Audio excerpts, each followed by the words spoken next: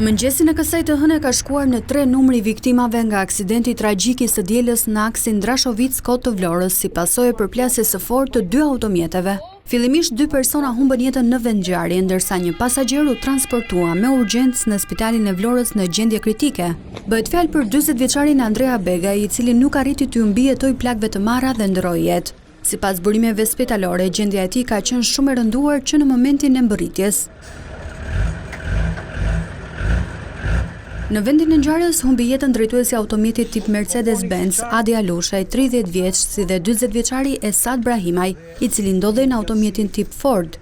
Sipas policisë, dyshohet se shkaki I aksidentit ka qenë shpejtësia e lartë e automjetit Ford, I cili ka kaluar në krahun e kundërt të rrugës dhe është përplasur me automjetin Benz.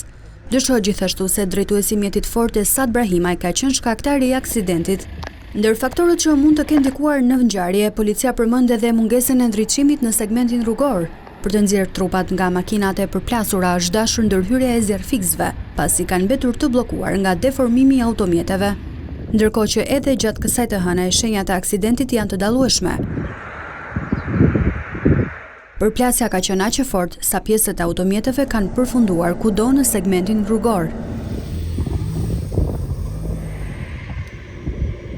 Në segmentin rrugor shihen edhe shenjat e frenimit të fortë të mjetit Ford që janë ende në rrugë. Ato tregojnë qartësisht se mjeti Ford ka qenë aq shpejt sa ka kaluar në anën tjetër të korsisë.